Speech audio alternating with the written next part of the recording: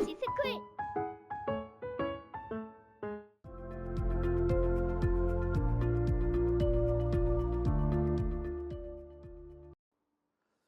네, 안녕하셨습니까? 한 주 동안 잘 지내셨죠?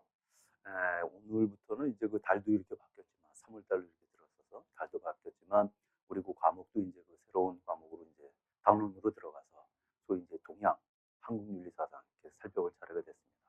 지난번에 잠시 이렇게 말씀드렸지만, 오늘도 이제 그 오다가 보니까 날씨가 많이 이렇게 풀려서 본격적으로 이제 그 봄, 이제 아주 확연하게 이제 그 다가왔다는 느낌이 있게 드는데, 이 그 다른 계절 말고 이렇게 환절기 중에서도 봄이라고 얘기하는 요 환절기가 사실은 우리 선생님, 공부하시는 선생님들한테는 가장 이제 어떻게 보면 유혹적인 그 계절이다, 이런 말씀 이렇게 드렸죠.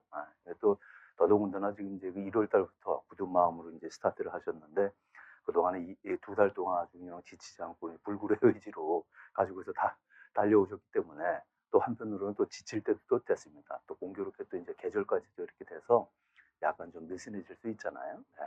그런 점들 좀 유의하셔가지고 본인들 스스로 이렇게 좀 컨트롤 이렇게 잘 해나가시기 바랍니다.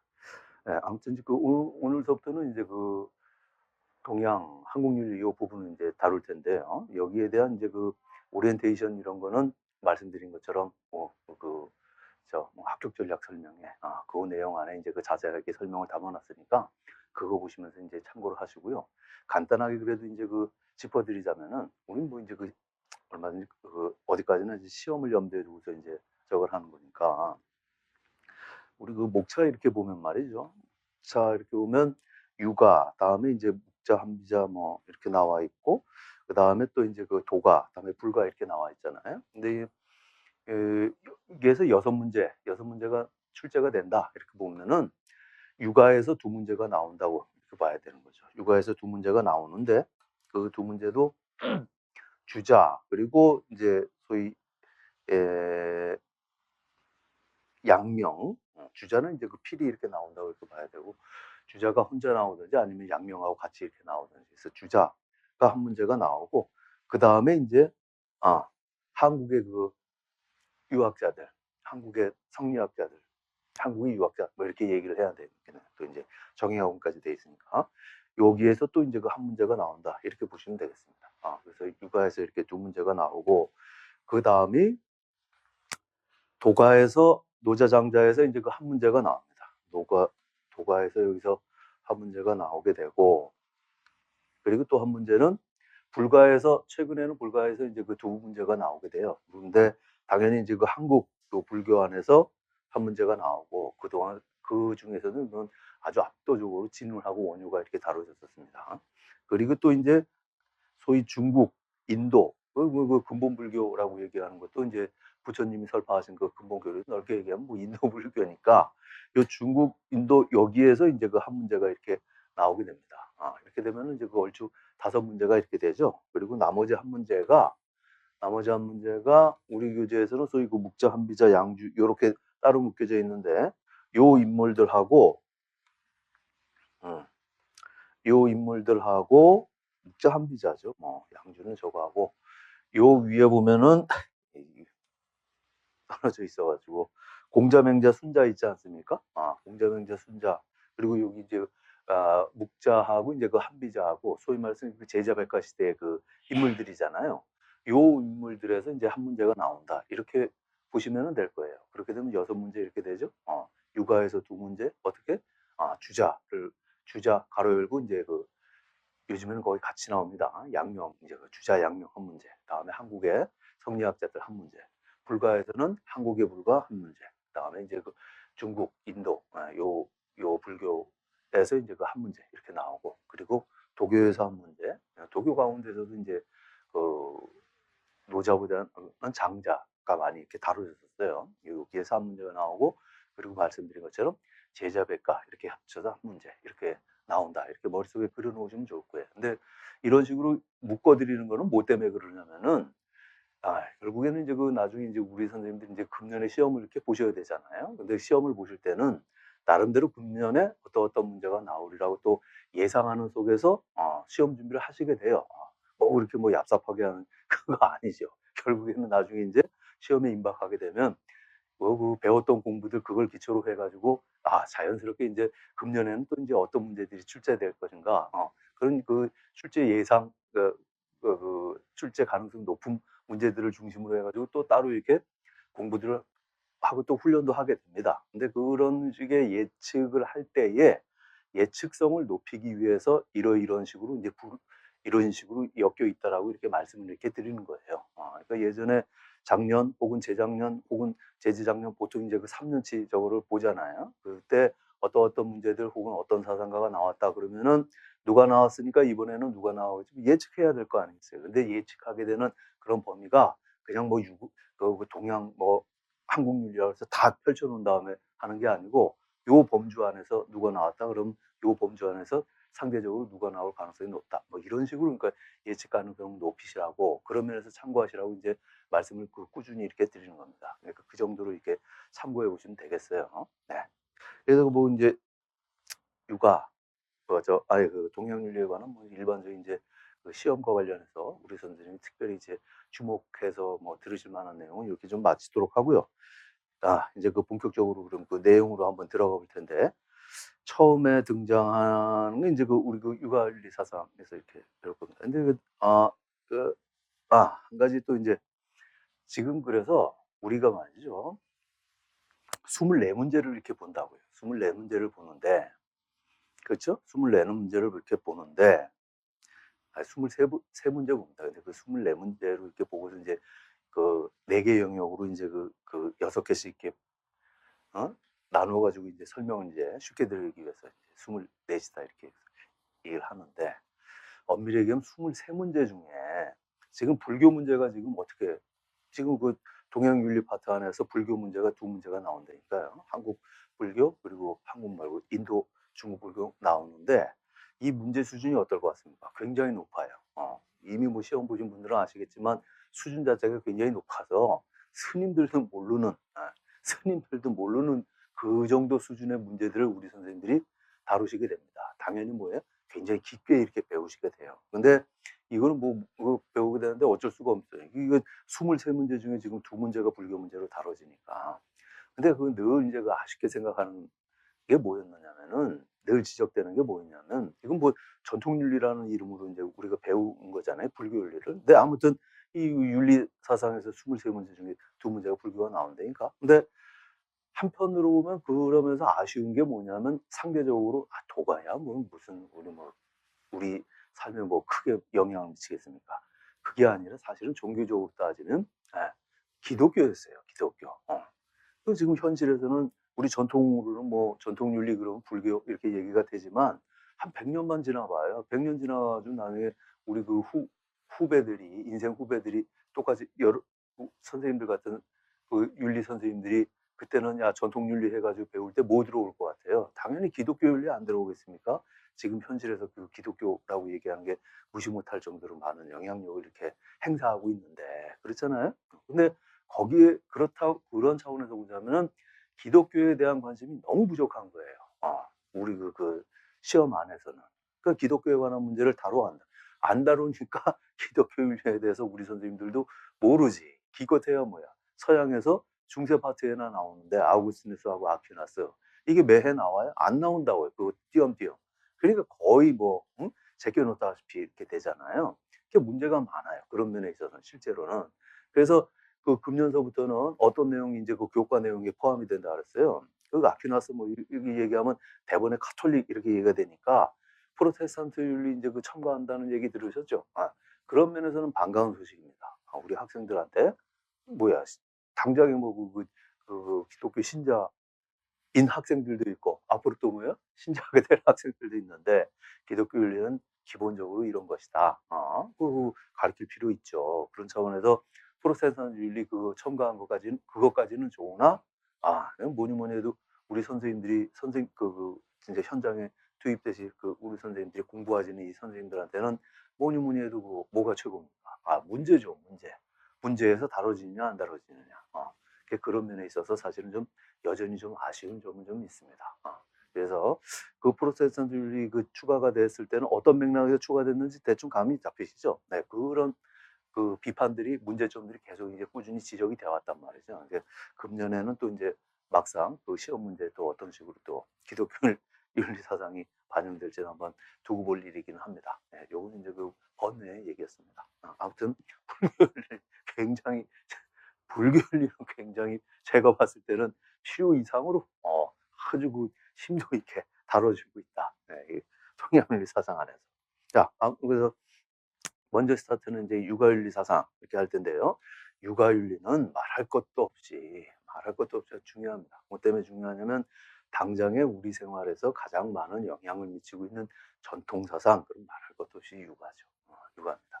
우리는 잘 인식 못할 수도 있어요. 그런데 그 곰곰이 이제 따져보면은 우리 그 의식 세계에 뭐 그 전통적인 무슨 제례 지내고 뭐 이런 것 생활 양식뿐만 아니라 알게 모르게 우리 의식 세계에 이제 지배하고 있는 건 이제 그 육아 사상입니다. 육아 사상인데 그 가운데서도 잘 아시다시피 이제 이런 나라가 없어요. 전 세계에서. 뭐 우리 방금 전에 있었던 국가가 그 조선이라는 국가잖아요. 이 조선 같은 국가가 전 세계에서 없다고요. 뭐 다른 사상 다 배제하고 심지어는 불교도 배제하고 유교 이걸 가지고 국가 이념으로 내세워 가지고 아주 500년 동안 거의 500년 동안 그냥 막 제도 바꾸고 사람들 의식 바꾸고 이렇게 내려왔던 나라가 없단 말이죠. 중국도 그게 꿈도 못 꿨다는 거 아니에요?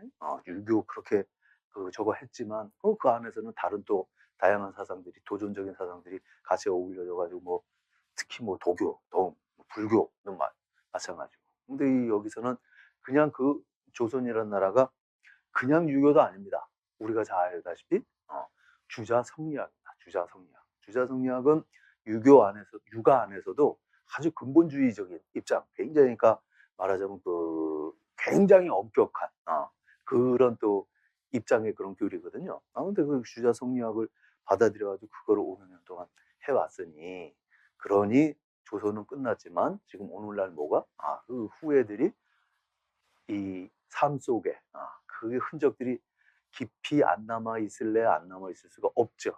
뭐 없죠 그거는. 그 외국은 우리 일본하고도 달라요. 그러면서 전혀 다릅니다. 진짜.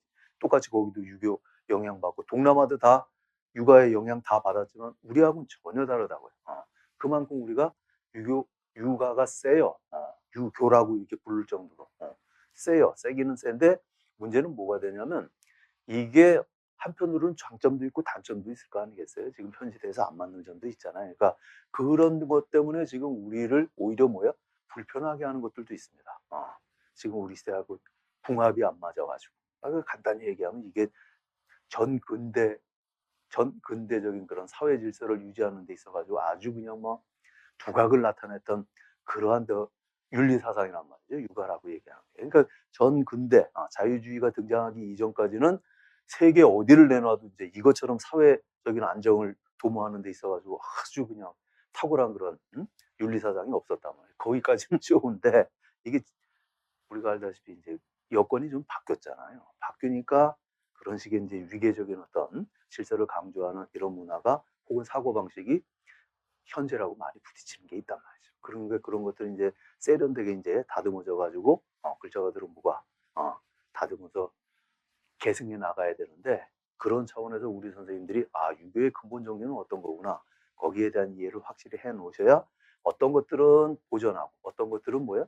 근본 취지에 맞게끔 모습을 이제 달리해 가야 되는지 그런 선택을 하는 데 있어서 아주 중요한 디딤돌 역할을 한단 말이죠. 그래서 그 육아에 대해서는 육아 이 전통 사상에 대해서는 우리 선생님들이 한번 그런 차원에서 관심을 가지시고 한번 이렇게 배워보시면 훨씬 또좀 지루하지 않게 좀 더 이렇게 흥미 있게 보실 수 있지 않을까 그런 생각이 듭니다. 아무튼 그 굉장히 중요해요. 예, 그래서 먼저 나오는 인물이 공자인데 이렇습니다. 여기에서 문제가 나오는데 육아에서 문제가 나오는데 어떻게? 그 주자 나오고 공자맹자 순자는 저기 그 제자백가라 그래가지고 한비자 뭐 묵자 다 합쳐가지고 거기에서 한 문제 나올까 말까 하고 그럼 좀 관심이 좀 떨어지죠. 더더군다나 이제 그 공자는 우리 임용고시에서 두 문제인가 한 문제인가 요 정도만 나왔습니다. 20년 역사 가운데서 거의 안 나와요. 거의 안 나와요. 맹자도 뭐예요? 한번 나올까 말까 그럽니다. 무슨 말씀인지 사실은 아시죠? 그래서 우리 선생님들도 알 만큼 알아요. 그래서 육아 그러면은 뭐야? 공자는 안 나와. 그러니까 공자 빼고 그다음에 뭐 맹자 무슨 성선 응? 순자 뭐 예에 대해서 예의 기능 뭐 외우기 바쁘고 그다음에 빨리빨리 해가지고 이제 그 주자 아우 이 기론 나오면 여기서부터 골치 아픈데 여기 골치 아프더라도 인내력을 가지고서 한번 그렇게 된단 말이죠. 그렇게 되는데 사실은 제일 우리 선생님들이 꼼꼼하게 봐두셔야 되는 인물이 공자입니다. 공자. 물론 이 부분에서는 문제는 안 나오지만 이후의 유학 사상가들의 내용들을 일목요연하게 우리 선생님들이 이해하기 위해서는 어떤 기준점이 있어야 되는 이 기준점 위에 펼쳐지는 변주곡들입니다. 변주곡. 이 내용들을 나는 이런 쪽으로 강조하고 이런 쪽으로 강조하고 나는 좀 더 세련된 내용들을 덧붙여가지고 강조하고 기본 뼈대를 아셔야 그 다음에 사상가를 이해할 수가 있어요. 그 기본 뼈대가 되는 게 공자에서 나와 그 다뤄지는 근본 개념들입니다. 인라든지 의라든지 혹은 예라든지. 그래서 이런 내용들을 잘 이제 알고 계셔야 나머지 이제 그 사상들도 쉽게 풀린다. 그래서 그 공자에 대해서 이제 시험 비중만 따주셔가지고 그래서 뭐 가볍게 넘어가시지 않으시길 바랍니다. 네. 근데 그래서 공자에 대해서 찬찬히 한번 살펴볼 텐데요. 참고로 이렇게 말씀드리면요, 또 이제 자꾸 이제 그 사족이 길어서 하는데 의외로 그 동양 사상 그러면 굉장히 어렵게 생각하시는 분들이 많으세요, 우리 선생님들이. 난 동양 사상이 재밌어 하시는 분들도 있어요. 근데 사실은 재밌어요. 왜냐하면 우리 상식하고 많이 가까우니까 하는 그 윤리적인 내용들 이런 게 우리 상식하고 굉장히 가까우니까 서양 같은 경우는 좀 어떻게 보면 좀 애들이 좀 쎄하잖아. 좀 찬바람이 좀 불잖아요. 자유 강조하고 뭐 자율 강조하고 뭐, 뭐 관계 뭐 이런 거보다는 그 개인 뭐 강조하고 좀 그렇잖아. 좀 어떤 면에서는 좀 그런데 이 육아에서 얘기하는 내용 혹은 불가도 마찬가지입니다. 하는 내용들이 굉장히 친숙해요. 그러니까 그런 면에서 난 동양이 더 맞는데 하는 분들도 맞아요. 많으세요. 그런데 문제는 근데 이해하는데 굉장히 어렵다. 이렇게들 말씀을 하신단 말이죠. 근데 이해하는데 어려운 이유는 뭐 여러 가지 이유가 있겠습니다만 제가 봤을 때는 뭐 그렇게 어려운 내용은 불교는 어려워요. 불교는 내용 자체가 굉장히 심오합니다. 굉장히 왜 나중에 또 이제 그 불교 얘기할 때 한번 좀 잠깐 말씀을 따로 이렇게 드릴게요. 그래서 굉장히 여기는 심오해서 사실은 그 이야기가 어려운 점이 있어요. 상대적으로 육아 같은 경우에는 내용이 굉장히 심오해가지고 그렇게 어려운 그런 부분은 없습니다. 사실은요. 그런 부분은 없어요. 다만 이제 이게 이 사상이 이제 전달되는 그 매체가 이제 그 한문이라고 얘기하는 거잖아요. 근데 한문이 갖고 있는 독특한 특징이 있단 말이죠. 이게 조사가 없거든요. 그러니까 쉽게 얘기하면 이렇게 논리적으로 우리처럼 확확 이해가 잘 접수가 안 되는 그런 측면들도 있어요. 그리고 또 내용들이 좀 이렇게 문자가 갖고 있는 저것도 있지만 사상 자체가 좀 이렇게 치밀하지 않습니다. 그건 또 이제 그 육아에 종사했던 또 학자들이 갖고 있는 뭐 한계이기도 하고 여차차 해서 한마디로 얘기하면 우리 선생님이 어려워 이렇게 느끼는 게 내용이 막 심오해가지고 어려운 게 아니라 쉽게 이해되지 않기 때문에 그런 거예요. 이게 뭐 이렇게 아구가 딱딱 안 맞고 뭔가 어설프게. 그런데 뭐 얘기 들어보니까 뭐 위대한 분이라 그러니까 위대한 분들의 얘기라고 그러니까 분명히 뭔가가 있어서 내가 이해는 해야 되는데 와닿지 않으니까 내가 이해력이 모자란가 이렇게 생각하는 경우들이 많다. 네. 그건 그렇지 않아요. 일단 하여튼 적어도 육아, 도가, 요 중국 사상, 전통 그 중국 사상들은 사실은 이해하고 하는 사람의 이해력에 문제가 있는 게 아니라 기본적인 학문 그 체계 자체가 좀 그렇게 좀 고약합니다. 그런 거 있지. 그래서 지금 오늘날 중국 사람들도 그 한자, 옛날 한자 안 쓰잖아요, 지금 다. 그렇게 했다간 오늘날 시대에 그 경쟁력이 없어가지고 안 돼요.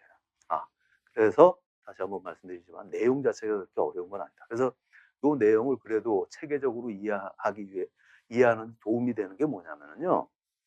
들어보세요. 사실은 많이 비슷합니다.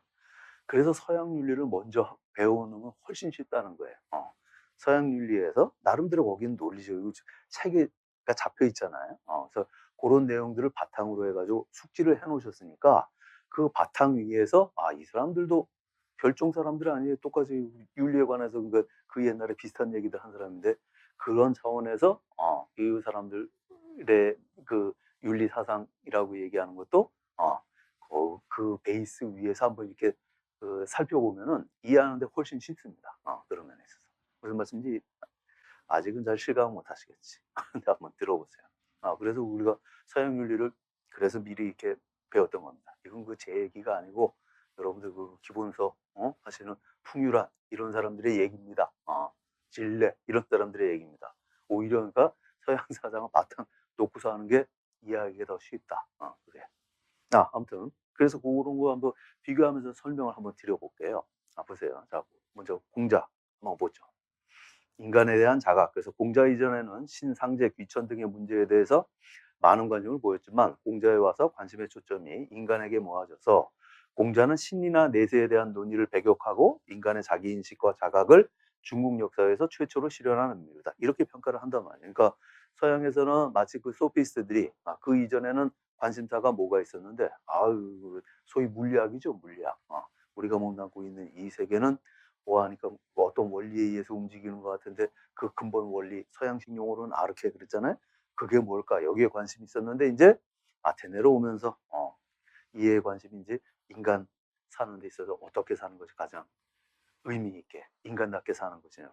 관심의 초점이 바뀌었다. 이렇게 그 가운데 이제 그 마스터피스가 이제 소크라테스를 치는 거 아니겠습니까? 이제 마찬가지로 중국에서는 이제 이해 관심이 이렇게 바뀌는데 그 안에서 다양한 사람들이 등장하게 되는데 그 사람들 가운데 이제 가장 주목하는 사람은 공자이라고 보는 거죠.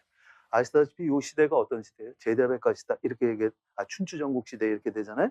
춘추 전국 시대라고 얘기하는 게 춘추 시대 그러니까 원래 주나라는 나라가 있었는데 이 공공국가에 주나라 황제가 있으면 자기 자식이나 아니면 동생이나 혹은 사촌이나 아니면 자기 그 나라 세우는데 큰 공을 세웠던 그런 자기 충성스러운 신하들 다 하고 봉투를 줘가지고 그래서 이제 따로 제국들을 줘가지고 이렇게 질서가 잡아왔었다는 거잖아요.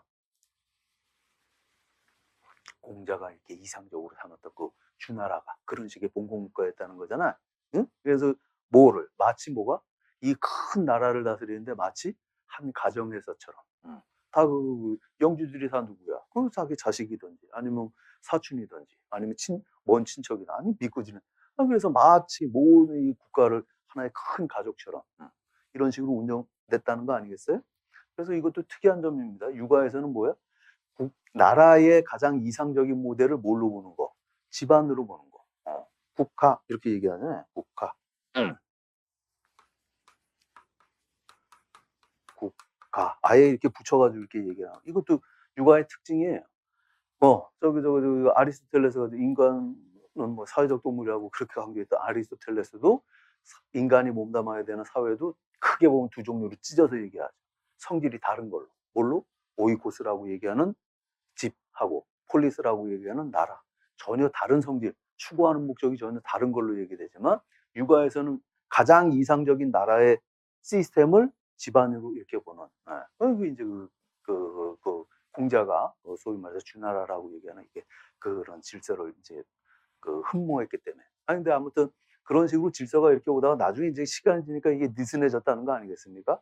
그래서 이제 개판이 된단 말이지. 그러니까 예전에는 왕을 섬기기를 마치 아버지처럼 섬기는 됐겠지 그렇잖아. 자기 직접 아버지였으니까 그게 됐겠지. 근데 나중에 시간 지나가지고 몇 대 되니까 촌수로 따지면 이게 희미해지고 했을 거 아니에요? 여러 가지 면에 있어서 느슨해졌을 거 아니에요? 그래서 이제는 왕처럼 아버지처럼 생기는 게 아니라 왕이 뭐라고 얘기하더라도 그래서 어쨌는데 말도 반말 존댓말 섞어가지고 띵큰 이러면서 질서가 좀 개판이 나기 시작했단 말이죠, 그게. 그래서 이런 진짜 근본 없는 짓이 어딨어. 이렇게 한탄하던 시절이 소위 춘추 시대다, 춘추 시대. 그 시대에 이제 누굽니까? 공자가, 이거 이제 이러다간 진짜 우리 큰일 난다, 큰일 나. 이렇게 내적인 기강이 다 무너졌어. 이게 뭐야, 이게 지금. 이게 진짜 나라 맞아, 지금? 응? 집안이 콩가루가 됐는데 이 나라 맞아? 하던 시절이 춘추시대고 그 콩가루 난 집안이 어떻게 되는 거예요? 결국엔 뭐야? 그래 한판 붙어. 붙어. 이제 내가 한번 잡아볼 거야. 완전히 이제 그 뒤집어져 가지고 뭐 맨 눈만 뜨면 그 전쟁 나던 시절이 전국시대고 이렇게 됩니다. 그렇잖아요. 그래서 춘추 전국시대라고 얘기해서 중국 역사상 가장 혼란스러운 시대라고 얘기하잖아요. 그러니까 사회가 혼란스러우면 당연히 뭐가 사상가들한테는 중요한 임무가 주어지는 거죠. 이 문제 왜 이러는가? 해결해야 되는데 어떤 식으로? 그건 너무 당연한 겁니다. 그래서 뭐 난세에 영웅이 난다라는 말도 있지만 세상이 혼란스러우면 뭐가 그 같은 시기에 뭐가 사상도 꽃피웁니다. 그게요. 왜냐하면 그 해결해야 될 숙제가 이제 아주 진지한 숙제가 던져지기 때문에. 그래서 소위 말해서 이제 그 춘추전국 시대에 뭐가 등장한다는 거예요? 네, 제자백가라고 얘기하는. 아니, 그 자라고 얘기하는 게 그냥 아주 보통 수준의 그 학자가 아니라 굉장히 높은 수준의 학자한테 특별히 이제 그 자를 이렇게 붙여주는데, 그렇잖아요. 그래서 공자, 맹자, 뭐 순자, 먼저 해가지고 쫙 나오잖아요. 그만큼. 그 다음에는 자자 붙은 사람이 누구를 알고 있어? 우리가 아는 건 그나마 그 주자예요, 주자. 그 주자도 붙이면 된다, 안 된다, 뭐 이런 얘기 있을 정도로. 그러니까 그런 시대였단 말이죠. 백가라고 얘기하는 건 글자들 똑같아. 이게 이 학문 집단들도 우리 그 무슨 학파 서양에서는 학파 얘기하는데 그 학파도 가장 좋은 게 이상적인 모습이 가족이야, 가족. 그래서 그 많은 이제 학파들을 이제 백가 이렇게 부르는 거죠. 맞습니다. 이런 전통이 있어서 우리는 뭐야? 어딜 가든지 간에 어떤 집단이든 간에 가장 이상적인 조직의 뼈대를 집안으로 가져가는 겁니다. 우리 선생님들도 학교 가시면 뭐야? 학교 선배님 만나잖아요. 선배님 만나면 어떻게 돼? 선배님 하다가 좀 친해지면 바로 뭐야? 형, 누나 이렇게 되지. 자주 가던 뭐야? 식당에서도 식당 아주머니도 나중에 친숙해지면 뭐야? 이모 바로 그냥. 이런 전통입니다. 그런 것들이. 네, 그래서 그렇게 많은 대단한 학자들이 일어나는데 그 가운데서 이제 걸출한 물론 이제 그 공자 관심은 어디로? 이제는 이 제자라고 얘기하는 그 많은 그 학자들이 관심이 당연히 이제 무슨 하늘이 어떻고 이 문제가 아니라 바로 그냥 인간 현실 문제로 다가와가지고 이 혼란을 어떻게 해결할 거냐. 관심이 이제 인간사에 이제 집중하게 이렇게 됩니다. 이렇게 돼서 뭐 이런 그 공자에 대해서는 이런 의미를 부여하게 되고, 그 다음에 이제 그 중요한 거는 이제 그 천 개념인데요. 봐요. 공자는 은나라 주나라의 전통적인 천관인 인격적인 주제천. 어떤 개념인지 아시죠? 기독교 하나님 같은 그런 천을 이제 그런 개념으로 바라보고 있다가 이런 개념도 계승하면서 의리천으로 이해하게 됐는데, 공자의 천은 보편적인 자연 법칙이자 인간에게 대한 도덕 법칙의 위상을 든다. 이러한 천이 인간의 내면적인 도덕성으로 내재한 것이 덕이다. 이렇게 됐습니다. 그래서 이 말이 뭐냐면, 공자의 천과는 뭐냐? 그러면은 고등학교 때 뭐라고 배웠어? 나중에 고등학교 가가지고 가르칠 때는 공자의 천과는 인격천이냐 아니면 의리천이냐 이렇게 얘기하면 뭐라고 써요? 뭐라고 써요? 공자의 천은 인격천이다. 맹자는 이때부터는 의리천이다. 이렇게 얘기한다고요? 그거 재밌습니다. 그렇게 가르쳐 놓고서 나중에 이제 그 묵자가 공격하잖아요. 묵자가 유가들을 공격하면서 이 사람들의 천관을 공격한다고. 이 사람들의 천관이 뭐라고 본 거야? 인격천으로 본다는 거야? 아니면 의리천으로? 의리천이라고 보기 때문에 그걸 공격한다. 이렇게 얘기를 해놔요. 근데 묵자가 누구를 그 천에 대해서 그런 의리천 개념을 갖고 있어서 이거는 안 된다. 인격천 개념으로 봐야 된다. 이렇게 공격하는 거잖아요. 공격했다고 우리가 또 가리키잖아요. 그럼 거기에서 그 비판하는 그 유가 사람들이 누구겠어요? 맹자일 것 같아? 아닙니다. 아닙니다. 맹자보다 공자에 더 가까운 사람이 묵자예요. 이거 무슨 말이야? 무슨 말? 이게요.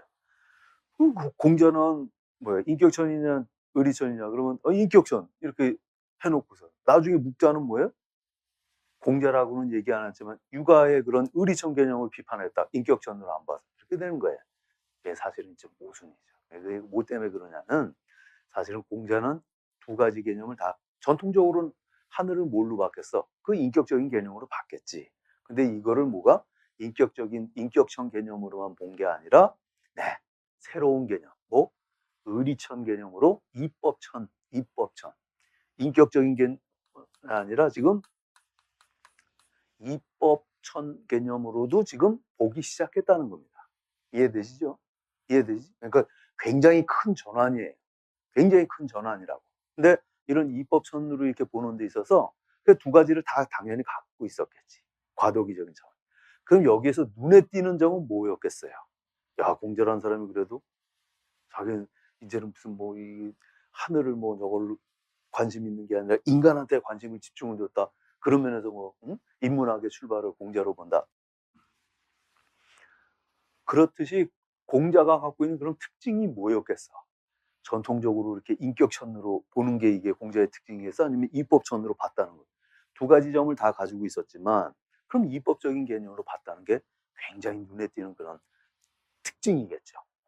이해되시죠? 그러니까 묵자는 공자도 인격천 개념을 얘기했지만 저게 이상 전통에서 지금 벗어나서 천을 지금 이법으로 보려고 시도를 해.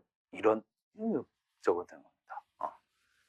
사실은 둘 다 양수겹장 말고 하나만 선택해라 그러면 뭐에 주목해야 되겠어?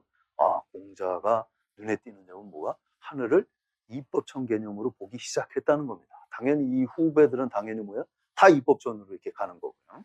그건 그래서 그냥 뭐 이런 애매한 점들은 그래서 그런 거구나 해가지고 그냥 그렇게 이해하시면 되겠어요. 그래서 또 어떤 책에는 공자를 뭐가 이법천으로 강조하는 사람들도 있습니다. 그러니까 그거는 그런 식으로 우리 선생님들이 그냥 나름대로 알아서 이렇게 들으시면 되겠어요. 그런데 여기서 중요한 건 이 개념입니다. 뭐 지금 이법천이라고 얘기하는 건데 이 이법이라고 얘기하는 게 뭐야? 자연법칙이자 도덕법칙 이렇게 됐잖아요. 응? 자연의 법칙이자 뭐 도덕의 법칙. 그러니까 당연히 뭐가 되겠어요? 나중에 주자한테 가면은 뭐가 되는 거야? 자연의 법칙에 대해서 이게 소이연지고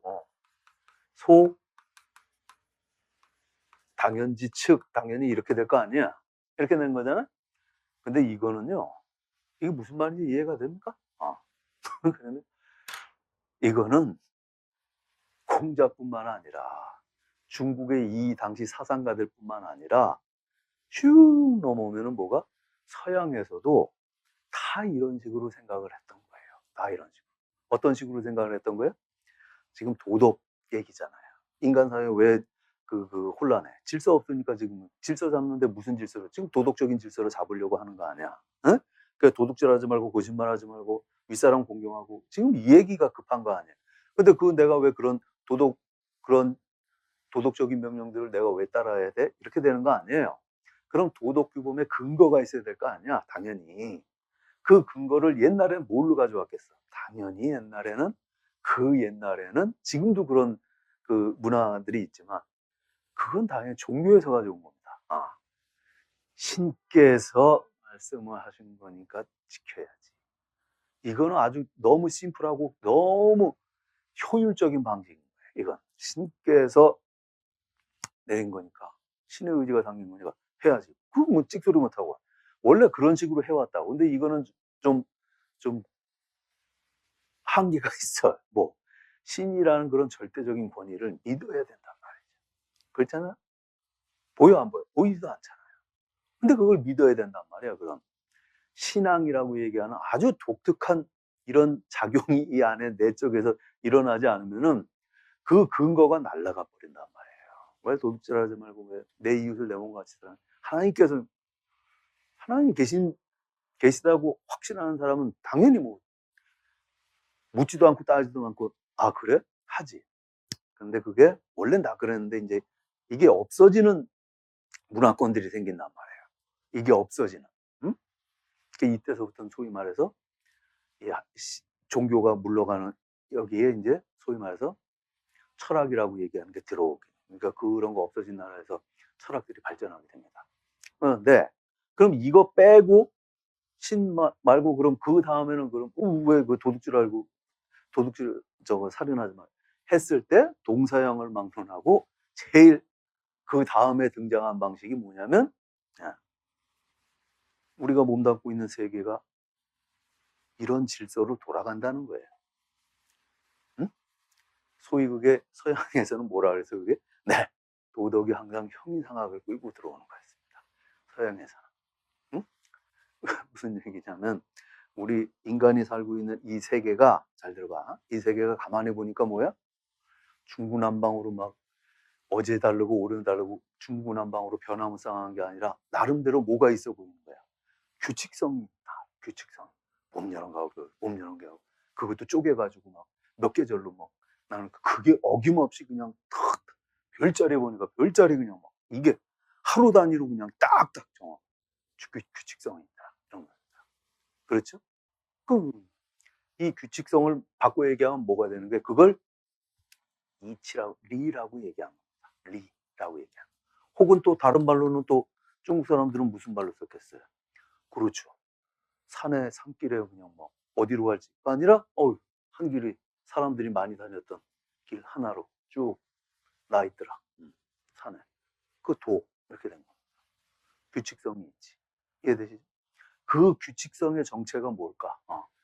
눈에 보이지 않지만 이 만물을 움직이는 눈에 보이는 사물들은 다 변하지만 지 혼자는 전혀 변하지 않고 똑같이 봄, 여름, 가을, 밤, 여름, 가을 똑같이 이렇게 변하지도 않고 움직이게 하는 그 눈에 보이지 않는 그런 힘이 뭘까?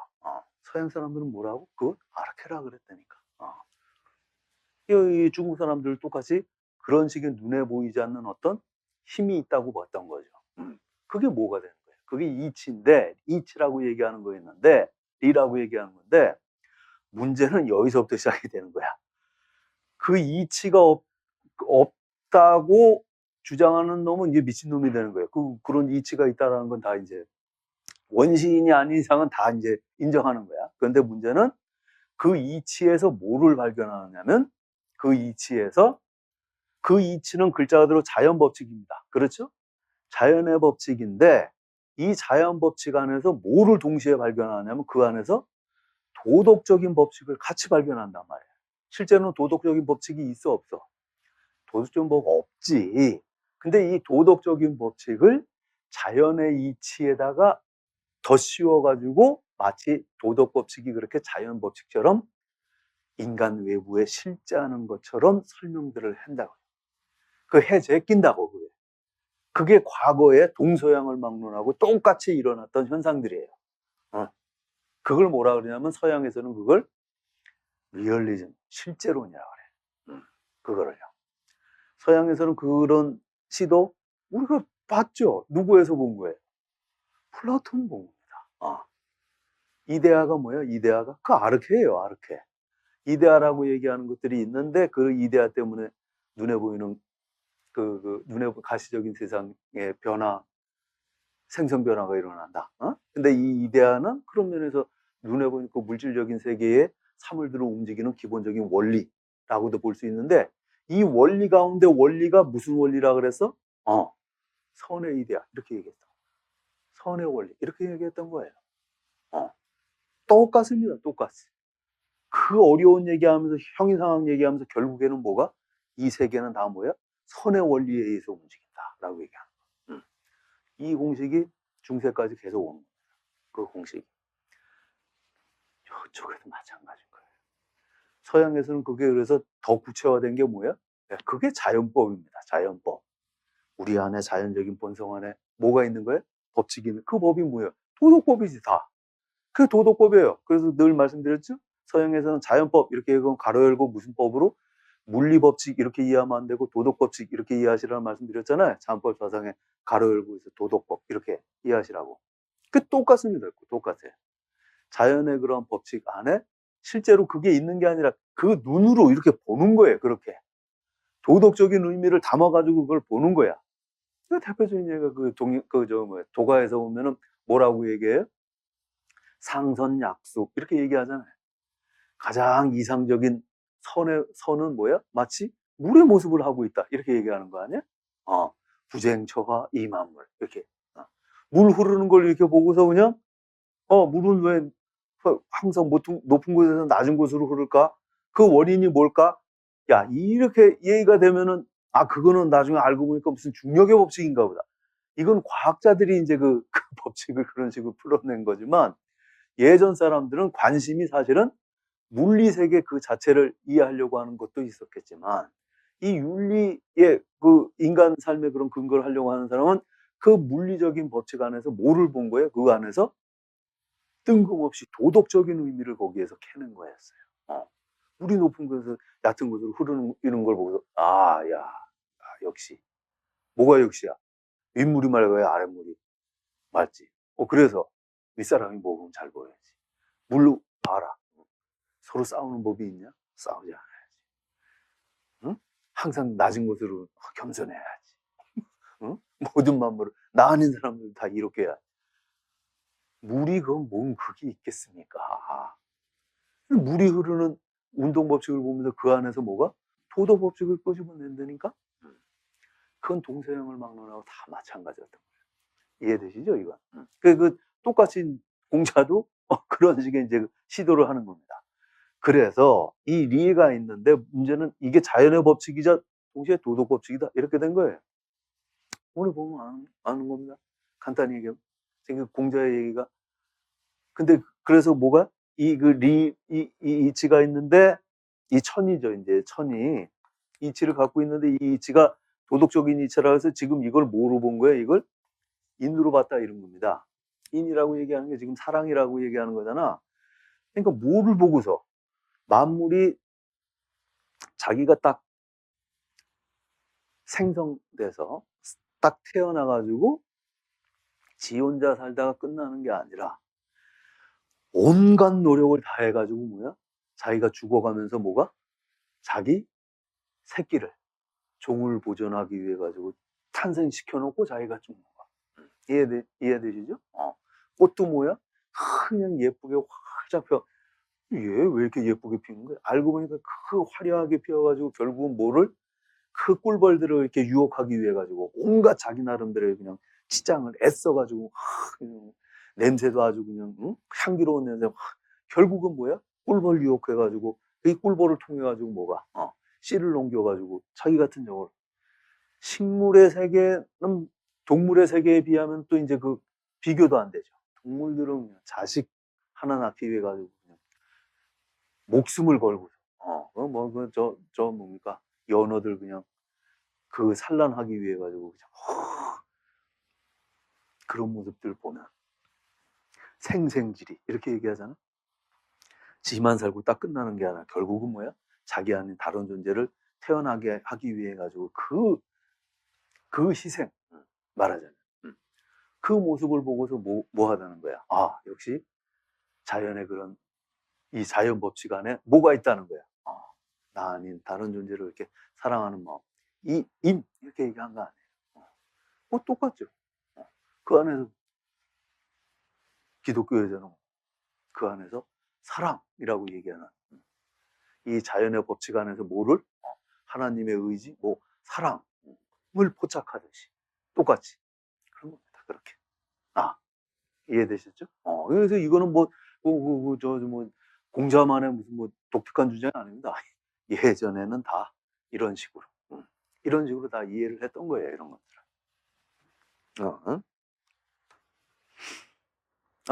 그래서 이러한 천의 인간의 내면적인 도덕성으로 내재한 것이 이제 이런 덕이다. 덕을 그런 개념으로 이해했단 말이에요. 즉 인간은 자기 본성 안에 있는 하늘로부터 부여받은 선천적인 도덕성을 발휘하고 실현할 때 참다운 인간다운 인간이 된다는 것이다. 이렇게 됐잖아요.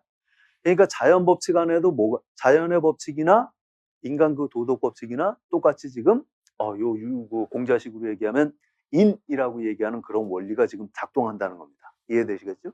그러한 원리가 작동하는데 자연 만물에도 그러니까 인이라고 얘기하는 내용들이 그 안에 본질로 쫙 깔려 있겠지. 사람은 말할 것도 없지. 인이라고 얘기하는 놈이 본질로 쫙 깔려 있겠지. 이해되시죠? 그런데 나중에 이제 그 더 복잡해지게 되는 문제지만, 그럼 인간의 본성 안에 이렇게 인이라는 놈이 깔려 있으면 태어나서도 어떻게 돼야 되는 거예요? 가만히 둬도 인하게 살아가야 되잖아. 근데 그게 안 된단 말이야. 안 되는 문제가 나온단 말이죠. 그러니까 이거는 애써서 노력해서 이제 그 실현해야 되는 문제가 이렇게 되는 거예요. 그러니까 당연히 이때는 뭐가?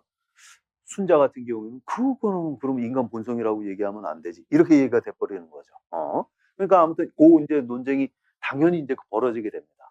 근데 인간 안에는 이 인이라고 얘기하는 놈이 지금 공자도 지금 바로 어떻게 얘기하냐면, 이 인이라고 얘기하는 게 인간 본성 안에 지금 덕의 형태로 들어와 있는데, 이 덕이라고 얘기하는 놈이 가만히 두면 자동뽕으로 구현되는 거야. 그럼 그게 아니라고 얘기해요. 그러면서 뭐라고 얘기냐면 바로 뒤에 뭐라고? 극기복례, 인에 대해서 얘기하면 자기를 극복하라 이렇게 얘기가 되니까, 자기를 극복해서 예로 돌아가는 게 인이다 이렇게 되니까, 인간 본성인데 왜 뭘 또 극복해? 인간 본성이 인이라는데 그게 왜 이렇게 이중적인 문제가 생긴단 말이죠. 대번에. 일단은 공자도 지금 어떻게 생각을 한 거야? 공자도 지금 어떻게? 인간 본성이 인한 거는 맞는데, 이 인한 게 가만히 두면 구현되는 건 아니라고 보는 거야. 그러니까 인간 본성 안에 인이라는 놈이 쉽게 얘기하면 우리 배웠던 용어로 따지면 본능이 아니라 본질 개념으로 들어가 있는 거예요. 본질 개념으로 들어가 있는데, 이걸 구현하기 위해서는 뭐야? 여러 가지 노력들이 필요하다 이렇게 봤단 말이야. 그러니까 그것도 일단은 말이 되잖아요. 근데 문제는 그럼 어떤 노력을 해야 돼? 라고 얘기할 때에 어떤 노력이 해야 돼요? 어떤 노력이에요? 제일 육아에서 제일 강조하는 게, 공통적으로 강조하는 게, 제일 강조하는 게, 네, 소인 말고 대인 되기 위해서 뭐 해야 돼? 제일 먼저가 뭐야? 학입니다. 학. 학이에요. 학. 배우는 거예요. 배우는 거. 나중에 실천하고 그거는 나중이고 나중. 제일 먼저 강조되는 게 학이에요. 왜 학이라고 보겠어? 자기 안에 지금 인한 요소가 들어와 있는데 이게 가만히 두면 자동으로 실현되는 그런 형태의 인이 아니야. 분명히 어떤 인한 특성은 있는데, 이거는 뭐야? 애써서 뭐가 내 안에 잠재되어 있는 거, 글자 그대로 가능성으로만 들어와 있는 겁니다. 이 가능성을 구현해내야 되는데, 구현하는 방법, 제일 중요한 방법이 뭐냐? 그게 학문이었어요. 그 학문이라는 게 무슨 얘기겠어? 어떤 의미였겠어? 다른 얘기가 아니라, 이 인이라고 얘기하는 이런 특성은 인간 본성 안에도 있지만 어디에도 있는 거예요? 자연 만물에도 있다고 이렇게 본 거예요. 그래서 인간 밖에 자연 만물에 활동하고 있는 그런, 인간 밖에서 세상 만물에, 여기서 말하는 세상은 단순하게 대나무 그 양명이 들여다보다가 그냥 나자빠진 그냥 뭐 대나무뿐만 아니라, 그런 대나무와 같은 그런 자연 만물뿐만 아니라 인간 사회를 이끌어왔던 역사적인 어떤 사건들이 있잖아요. 인간은 무슨 인간 사회가 움직여 오는데 우리는 그걸 의식하지 않고 그렇게 살아왔는데, 시간 지나고 이렇게 보니까, 야, 인류의 역사를 이렇게 훑어보니까 뭐야? 여기 안에도 나름대로의 뭐야? 질서가, 인류의 역사에도, 인간들이 살아오는 삶의 그런 방식에도, 사회 변화에도 나름대로 뭐가? 이치가 작동하고 있었다. 그 이치가 뭡니까? 간단히 얘기하면 그겁니다. 분왕이 어질면, 인하면 나라가 잘 들어가지만, 인하지 않으면 결국에는 뭐야? 패망한다. 이런 겁니다. 의자왕 뭐 때문에 망했어? 삼천국령. 말하자면 그런 거지. 그런 신념을 가지고 춘추를 쓴 거예요. 공자가. 그 역사서를 그렇게 한마디로 얘기하면 춘추 교훈은 뭡니까? 도덕적으로 하면 흥하고 안 그러면 망한다. 이겁니다. 그래서 이 인이라고 얘기하는 이거는 꽃이 자기 꽃망우리를 펴서 자기 종족을 보존하는 데에서만 작동하는 게 아니라 인간이 살아온 그 역사 안에서도 똑같이 작동하고 있으니, 이 인이라는 놈을 깨우치기 위해서는 어떻게 해야 되는 거예요? 인이라는 놈. 여기에 대해 이 사람 밖에서 지금 작동하고 있는 그 인이라고 얘기하는 이치를 뭐야? 정확하게 인식해야 된다. 이렇게 얘기하는 겁니다. 이해하시겠죠? 그래서 학문이에요. 학문. 제일. 그게 뭐가 되는가? 그게 경물 이렇게 되는 겁니다. 경물지지. 조건이 있는 거야. 그렇게 공부해서 뭐를 깨우치는 거예요? 뭐를 깨우치는 겁니까? 당연히 우리식으로 얘기하면 도덕적 진리를 깨우치는 겁니다. 그 많은 공부를 해서 이대 가운데 이대, 선의 이대를 깨우치듯이 똑같이 그 많은 공부를 통해서 뭐가? 도덕적 진리를 깨우쳐야 된다고 보는 겁니다. 그게 그 우선적인 그 사명이다. 이렇게 보는 것입니다. 여기까지도 이해가 되시겠죠? 왜 얘기들이 앞으로 그렇게 펼쳐지게 되는지. 기본 포메이션 이렇게 되는 거였어요. 네. 네, 그것이 이제 그 덕이. 인간은 하늘로부터 선천적인 도덕성을 발휘하고 실현하는 참다운 인간이 되는데, 인간다운 인간이 된다는 것이고, 인간이 자기 본성을 자각하고 그것을 자기 스스로를 규율하는 원리로 삼는다는 것은 중요한 의미를 지니는데, 그것은 자기 원리에 따라서 자신을 규율하는 자유의 개념과 직결되는 문제이기 때문이다. 네, 이것도 이제 말하자면 이제 이런 요런 깨달음을 깨달은 사람이 요러한 맥락을 통해서 한마디로 얘기하면 뭐가? 자기 스스로를 서양식 개념이죠. 자기 스스로를 자기가 통제할 수 있는 그런 능력을 지닌다. 이렇게 봤다는 거죠. 이런 깨달음을 통해서. 응? 이해되죠? 자기 스스로 그 어떤 이런 깨달음을 못 느낀 사람은 뭐야? 자기 스스로를 자기가 규율할 수 없어요. 그럼 누군가 다른 사람이 해줘야 되겠지. 규율을 받는 게 바람직한 사람이 되겠지. 그런 사람이 이제 소인 이렇게 되는 거였습니다. 스스로 규율할 줄 아는 사람, 그런 사람들이 소위 대인 이렇게 얘기가 되는 거고. 결국 공자는 인간 본성을 자기 질서뿐만 아니라 사회 질서를 포괄하는 중요한 근거이자 개념인데, 공자는 이러한 의미를 지니는 인간 본성을 지금 인이라고 이렇게 설명을 했다. 이런 개념. 그럼 본격적으로 인이라는 개념이 어떤 건지 잠시 좀 쉬었다가 좀 이어가도록